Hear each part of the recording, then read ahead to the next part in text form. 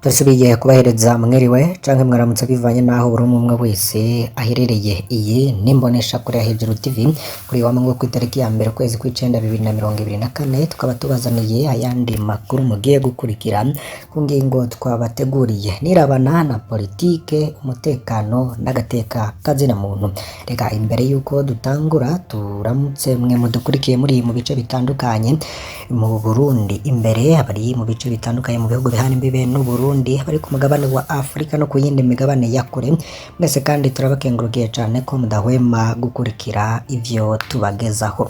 Tugiye kugaruka kuri Bob Rugurika n'impari afitanye na leta y'u Burundi, turaza kubasigurira vyose ndetse tunabahereze n'uturorero kuri buri gice.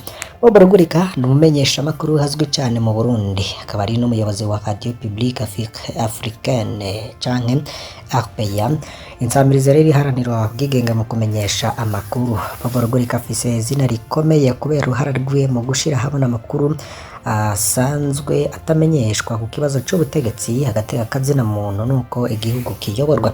Impari ziwe na leta y'u Burundi rero zikaba zishingiye ahanini ku bikorwa vyiwe bitavuga rumwe na leta kandi bikaba bifise n'imizi mu ngingo zigiye zitandukanye. Reka dufate uyu mwanya tubasigurire neza imvo ituma Bob Rugurika ashwana na leta y'u Burundi, ndetse tukaza no kubahereza uturero tw'ukuntu izo ngingo zagiye zigaragara mu bihe bigiye bitandukanye. Mbere yuko dutangura ku buryo bw'idonido, mbasabe kugira ngo umuntu ushitse kuri imbonesha kure ubwa mbere atari yafyona kuri subscribe canke s'abone afyondako, n'uwari usanzwe yumviriza amakuru yacu ariko atarafyondako nawe yobikora kugira ngo ashikirwa amakuru n'ibiganiro vyacu ari mu bambere. Bob Rugurika amenyerewe kumena amabanga mu butegetsi, avuga ku ngingo zigiye zitandukanye, hari aho aboneka kandi inshuro nyinshi itavuga rumwe n'ubutegetsi buriho bwa Varisito Ndayishimiye, ndetse n'ubutegetsi bwa Nkurunziza nawe ntiyavugwa nabwo. Icambere reka dutangurire ku gitero c'umutakura muri 2015. Rugurika yatanguye gukora amatoza ku bwicanyi bwakorewe abantu mu gace ka Mutakura i Bujumbura, akaba yarashikirije ivyemezo ku kuntu bamwe mu basirikare n'abapolisi bagirizwa ko bisha abantu, babagiriza ko bari mu mugambwe utavuga rumwe na leta. Ivyatumye Bob Rugurika atabwa muri yompi mu kwezi kwa mbere 2015, yagirwa n'icaha co guhungabanya umutekano w'igihugu no guhungabanya amatohoza y'ubucamanza. Ikindi Bob Rugurika apfa na leta nuko kumenyesha amakuru ku bwicanyi bwa Pierre Claver Mbonimpa, kuko Rugurika yarashize ahabona ivyerekeye igitero cabaye ku munyamuryango imiryango iharanira agateka kazina muntu Pierre Claver Mbonimpa, bivuga ko cakozwe n'abantu bari mu butegetsi. Yashize ahabona kandi ko hari igikekwa ku bwicanyi bwakozwe n'inzego z'umutekano, bikaba rero vyarateje leta ikibazo, kuko rero yabifata nko kuba asevya inzego za leta no gusambura ubuyobozi bwariho. Ikindi ca kabiri ni uguhagarika ku mirimo ya Radio RPA mu gihe c'imyerekano rero yamagana yamirira kure ikiringo ca gatatu ca Pierre Nkurunziza muri 2015. Radio RPA hamwe n'izindi nsamirizi zananiwe kumvikana na leta kubera ivyo bavuga.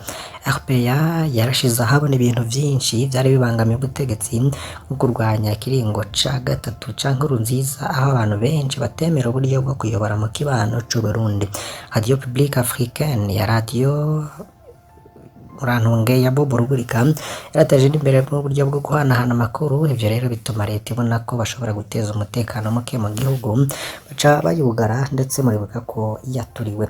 Guhagarika RPA ku mugaragaro, kuko kuva mu kwezi kwa gatanu 2015 RPA yaciye ihagarikwa, leta ivuga ko iriko iratangaza amakuru ashobora gukokeza urwanko hagati y'abanyagihugu. Ruhagarara rw'uhagurika iyo nsamirizi rwavuzwe cane. Bob Rugurika rero akaba yaravuze ko ari uburyo bwo guca intege ubushake bwo kumenyesha amakuru y'ukuri mu gihugu c'u Burundi. Kendi nuko yavuga ibintu bitandukanye, kuko yarakora ibiganiro hamwe n'abari bahunze igihugu, abari mu buhungiro n'abahurikiye mu mashirahamwe y'abanyapolitiki batavuga rumwe n'ubutegetsi. Bari vyaratumye leta ifata nk'utera inkunga imigambi y'abashaka gutembagaza ubutegetsi. Ikindi Bob Rugurika atandukaniyeho na leta y'u Burundi nuko yiyamiriza ibikorwa hamwe n'imigambi ya leta. Bob Rugurika yamenyekanye cyane mu Burundi no mu karere ko mu gutahura no kwamirira kuri ibikorwa bya leta cyane cyane ihonyanga amategeko bikozwe mu gihe c'amatora no mu mabi y'ubugizi bwa nabi.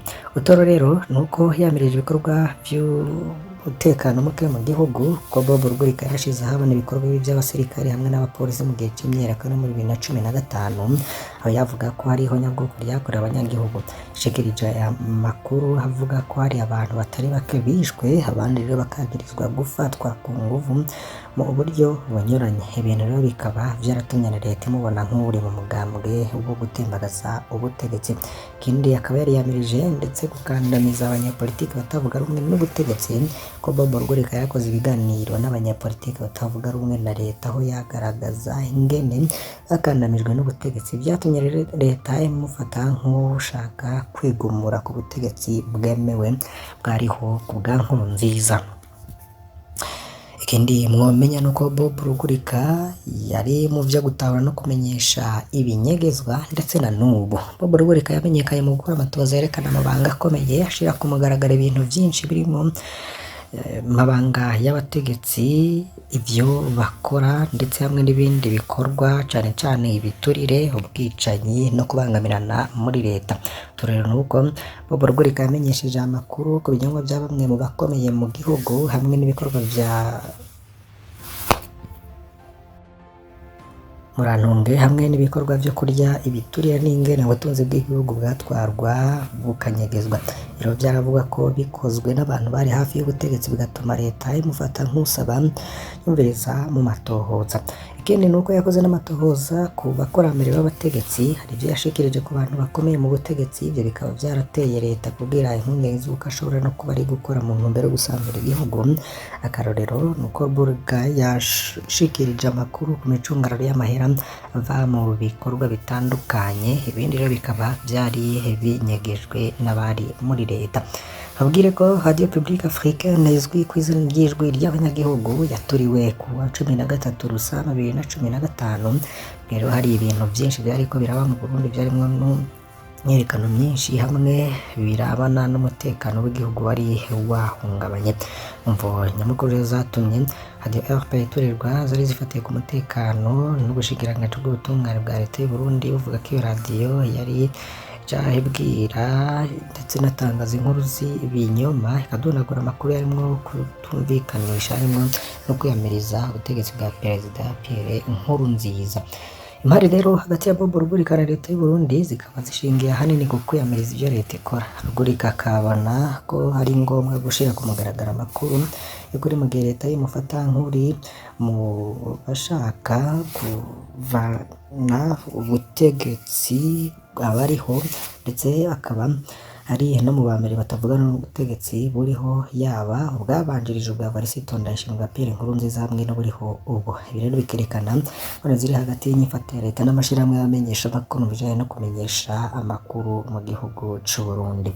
Ariko Bob Rugurika n'abandi bamenyesha amakuru baragomye ku TV kugira ngo barwanire ubwigenge bwo kumenyesha amakuru, bakaba bavuga ko ari ngombwa mu guteza imbere demokarasi hagati y'akazira muntu no kuduza ubumenyi bw'abanyagihugu ku bikorwa vya leta y'u Burundi.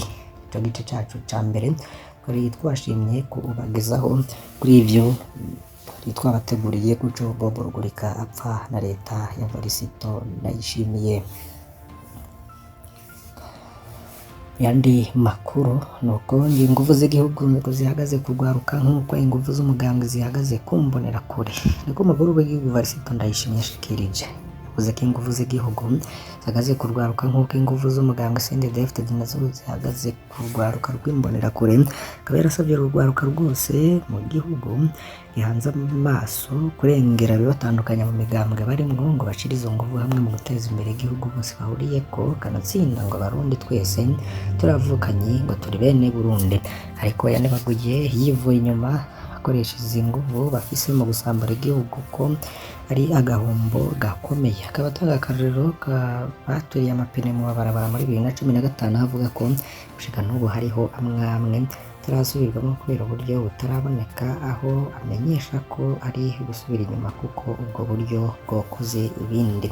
Gutera akamo nabo baba bagifise ako gatima na cane ubu himirije amatora buvavanwa n'ingendo nk'iyo kuko nta izobashikana kuko ngo kwonona igihugu ntaco bimaze. Ku banyamahanga birirwa baravuga ko ibintu vyo munsi y'ubutayu bwa Sahara bikenye, Fiston Ndayishimiye yamenyesheje ko umugambwe CNDD-FDD uriko urakora ibishoboka byose kugira imigambwe iri ku butegetsi muri ivyo bihugu carane vuga n'ingene boza barahanahana ubumenyi kugira ngo vyungurane ubwenge mu kwiteza imbere.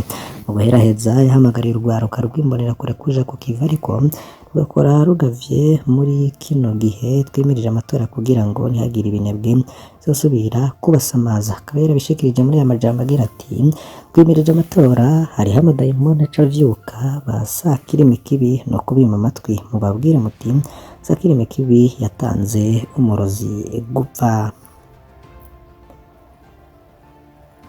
Reka tubandanye n'ayandi makuru urabana n'umutekano n'agaterekazina muntu muri komine Muha i Bujumbura. Abanyagihugu bariko basaba ko imbonerakure zakubise umunyagihugu zifatwa zigahanwa.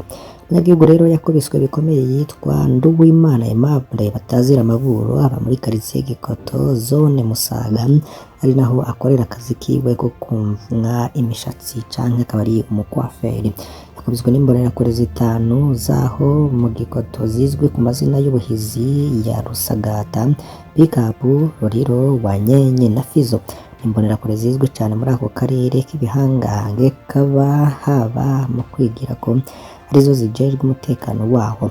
Nkuko amakuru avaho mu Gikoto bivuga, izo mbonerakure rero zagirije umunyagihugu ubusuma bw'imatera, iradiyo n'udukwavu tubiri byari ivyibwe ku mubanyi wiwe yitwa Vianney. Umunyagihugu rero akaba yarasamvye arasigura ko atari we yavyivye.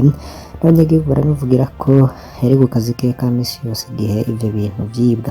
Abanyagihugu rero barabwiye izo mbonerakure ko zoreka kwikeka uwo munyagihugu kuko atavyemezo zari zifise ko ari we yavyivye.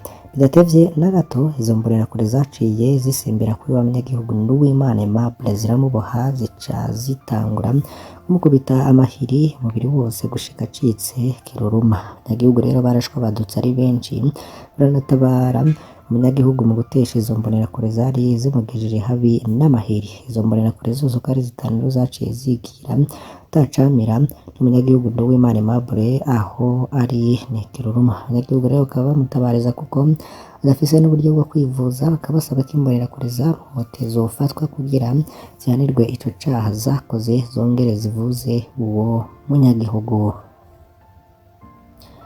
Ku itariki ya 30 ukwezi k'umunani guheze 2024 mu ntara ya Rumonge muri komine Muhuta havuzwe urupfu rubabaje. Ikiziga rero kikaba caratowe. Ni ikiziga c'umuntu w'umukobwa catowe ku nkengera y'ikiyaga Tanganyika neza na neza hitwa mu Kavugangwe, aho benshi bita ku mazi y'abagore wegereza Nyaruhongo kandi mw'ibarabara rya Bujumbura rija mu Rumonge. Ico kiziga rero nticasoboye kumenyekana umwidondoro ndetse n'abakibonye bakaba bemeza ko uwo mukobwa yitavye Imana abanje gucuracuzwa ku nguvu. N'ikiziga ciwe nta gahuzu ko hasi cari gifise. Bamurengutse ko rero bwa mbere nibo bamupfutse agahuzu ku bihimba vy'irondoka vy'epfo. Ikindi rero kigaragara nuko uwo yagandaguye yari afise ku kuboko agashinge bita agateteri gakoreshwa kwa muganga haba mu gutera imiti canke serumu. Abanyagihugu bakabikeka ko bagandaguye umwigeme baba babanje kumuvoma amaraso. Abandi rero bakikeka ko uwo yaba yakuye ho yari arwariye imbere yo kwicwa no gutabwa aho hantu. Abanyagihugu rero bakaba basaba ko uwo muntu atoca yihutirwa guhamwa, nyabona hagakorwa n'amatohoza yimbitse kugira ngo hamenyekane vyinshi kuri urwo rupfu rubabaje. Tukaba rero duhojeje abo baba babuze babo, Imana yakire umuhisi.